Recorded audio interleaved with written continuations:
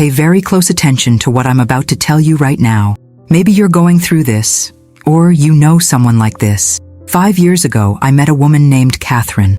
She was 41 years old and lived exhausted, always complaining about life, always saying she was going to change, that she was going to value herself, that she was going to set boundaries. Everyone knew about Catherine's plans because she announced them out loud. This year is going to be different. I'm going to distance myself from toxic people. I'm going to start prioritizing myself. But you know what happened? Nothing. Absolutely nothing changed because Catherine spent more energy announcing changes than actually changing. Until one day, without telling anyone, without making speeches, without posting declarations on social media, Catherine simply changed. She stopped answering calls that drained her, stopped saying yes when she wanted to say no, stopped justifying herself for choices that were hers alone. 6 months later, when I found her, she looked completely different, lighter, more confident, more herself. And when I asked what had happened, she smiled and said something I never forgot. I discovered that the most powerful changes happen in silence when you stop announcing and simply act. And today, I want to share with you exactly what Catherine discovered through the teachings of Florence Scovel Shinn. The 7 things you need to remove from your life immediately. But here's the secret. Without telling anyone, because there are things that when you announce them, lose all their power completely. There are decisions that need to be made in the silence of your heart and simply executed. So if you're ready to understand this real transformation better, not performative, hit that like button right now and subscribe to the channel. This seems like a simple gesture, but it's already the beginning of silent actions you do without anyone seeing, that shows only to you your commitment to your evolution. Take a deep breath. By divine grace, your life is about to change, so pay even closer attention now. The first thing you need to remove from your life silently are the people who constantly drain your energy, diminish you, make you feel small. This was exactly the first change Catherine made. She had a friend of many years who always had a negative comment. If Catherine shared an achievement, oh, but so-and-so achieved it faster. If Catherine was happy, enjoy it while it lasts. If Catherine tried something new, do you really think that's going to work? Catherine would spend hours on the phone with this person and end the conversations feeling terrible, doubting herself, questioning her choices. And you know why this friend did this? Not out of deliberate malice, but because seeing Catherine shine was a painful mirror that reflected everything she herself didn't have the courage to do in her own life. Florence Scovel Shinn taught something powerful in her work. He that walketh with wise men shall be wise, but a companion of fools shall be destroyed. The people around you shape who you become. If you spend time with people who diminish you, you're going to start believing you're small. If you spend time with people who discourage you, you're going to lose your courage. And here's what Catherine did. She didn't have a dramatic conversation. She didn't send a message explaining why they were drifting apart. She simply started creating distance, stopped answering every call, took longer to respond to messages, was no longer available for meetups. And when the friend asked, "Is everything okay?" she simply responded, "Yes, just busy," without long explanation, without justification, without drama. And you know what happened? The friend eventually understood the message and moved on. And Catherine gained mental peace she hadn't had in years. You don't need to announce that you're going to distance yourself from someone. You just need to start distancing yourself. And when you do this in silence, you maintain all your power because the moment you explain, you open space for manipulation. The person will try to convince you that you're exaggerating, that you're too sensitive, that they'll change. But when you simply act without explaining, you close that door. And yes, the person might be confused, might even speak badly of you, might say you've changed. And you know what? That's okay, because you really have changed. You've evolved, and not everyone deserves to understand your evolution. Not everyone earned the right to witness your transformation. Some people were only meant to be part of your old story, not your new chapter. The second thing you need to remove silently is this sick need to seek everyone's approval before doing anything. You live asking for opinions. Do you think I should do this? Do you think this decision is right? What do you think about me doing that? And why do you do this? Because deep down, you don't trust your own choices. You need other people to validate your decisions to feel safe. But here's the truth. When you outsource your decisions to other people, you also outsource your power. You stop being the protagonist of your life and become a supporting character, waiting for direction from others. How many times have you already stopped doing something your heart was screaming to do because someone said it wasn't a good idea? How many opportunities have you lost because you sought approval and the person discouraged you? Florence Scovel Shinn warned us clearly. He who observes the wind will not sow, and he who regards the clouds will not reap.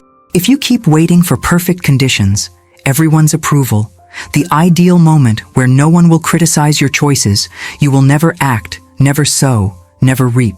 And how do you remove this need for approval? You simply stop asking. Next time you have to make a decision, make it alone.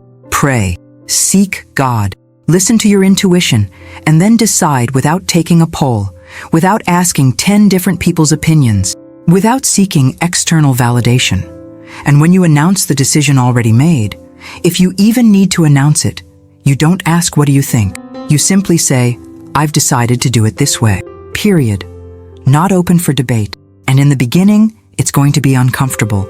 You're going to feel that anxiety, that fear of making the wrong decision, but it's exactly by going through this discomfort that you build confidence in yourself. Each decision you make alone, each time you trust your judgment, you're strengthening your capacity to self-govern. And here's the magic. When you stop seeking constant approval, you discover you're much more capable than you imagined. You find an inner wisdom that was always there, just waiting for you to trust it enough to listen. The third thing that needs to leave your life is the habit of giving endless explanations for everything you do. Someone invites you to something you don't want to go to, and instead of simply saying, I can't make it, you release a 5-minute justification. Oh, it's just that I'm really tired, you know? And I also have to wake up early tomorrow, and the week is busy, and I really need to rest, and I don't know if I'll have time. Why do you do this? Because subconsciously, you think you need to prove your decisions are valid, that you need to convince the other person you have good reasons for doing what you're doing. But let me tell you something liberating. You don't owe an account of your life to anyone. If you don't want to go, you don't want to go. You don't need 10 reasons. No is a complete sentence. If you decided to do something different, you decided. You don't need to convince anyone it was the right choice. Florence Scovel Shinn reminds us, God has not given us a spirit of fear, but of power and of love and of a sound mind. When you over-justify, you're acting from a place of cowardice, of fear of judgment. But when you simply affirm your decision without explaining too much, you're acting from the place of power God gave you. And pay attention to this. Every time you give a long explanation, you're opening space for questioning. The person can take each of your reasons and try to deconstruct them. But you could wake up a little later. But you said you were going to rest on Saturday. But this opportunity is important. But when you simply say, I can't make it, or I decided not to go without extensive justification, you close the door to debate. So practice this. Short, direct, firm responses. Can't make it. Decided to do it differently. Doesn't interest me. Don't feel comfortable with it. Period. Without the why followed by 1,000 explanations. People are going to find it strange at first. They're going to insist on knowing why. And you're simply going to repeat your position with kindness but firmness. This isn't being rude. This is having healthy boundaries. And healthy boundaries are an act of self-love. They protect your energy, your time, and your peace of mind. Every time you set a boundary without over-explaining, you're teaching people how to treat you. The fourth thing you need to silently eliminate are the constant comparisons that make you feel inferior. You live comparing yourself with people who have the perfect body, with the neighbor who has the beautiful house, the perfect car, with that acquaintance who travels the world, with influencers who seem to have the dream life, and with each comparison, you come out losing. You feel ugly, failed, behind, inadequate, undeserving. But here's the brutal truth. You're comparing your complete reality with all the backstage, with the appearance of carefully edited perfection of other people's lives. You're comparing your worst moment with their best moment, that perfect frame that took 50 tries to get. And this is fundamentally unfair to yourself. Florence Scovel Shinn was clear in her teachings.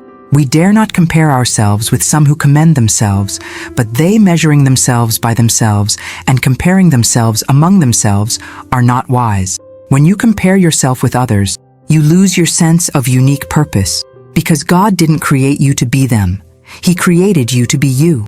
So how do you stop comparing? First, you clean up your social media, and you do this in silence. You don't post, "I'm doing a digital cleanse." You simply unfollow every account that makes you feel bad about yourself. That fitness influencer who makes you feel fat. Delete. That guy who only posts flaunting money and luxury and makes you feel poor. Delete. That home decor account that makes you feel your house is ugly. Delete.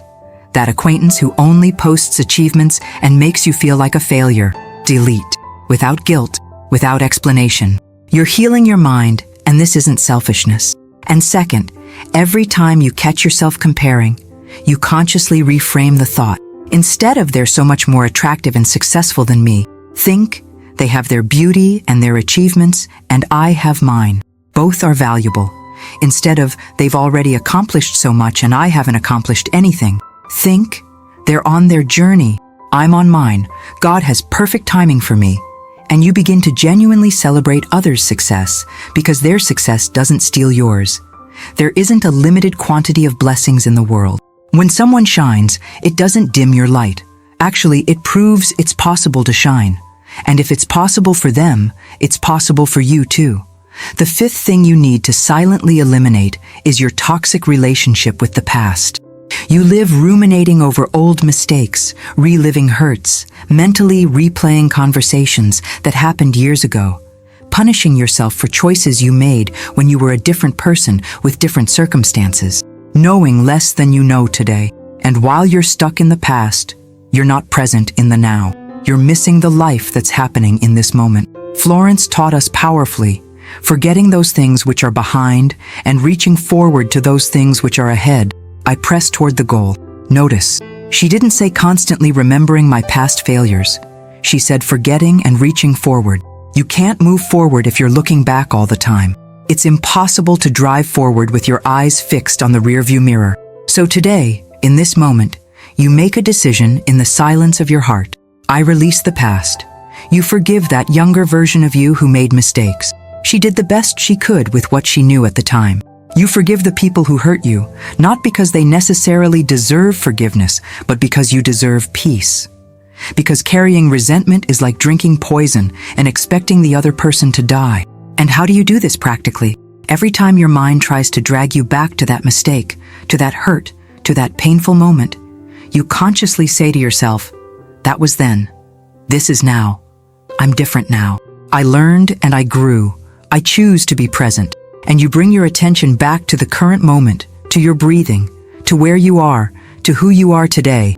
And if you need to, write a letter to your past self, a letter of forgiveness, of understanding, of love.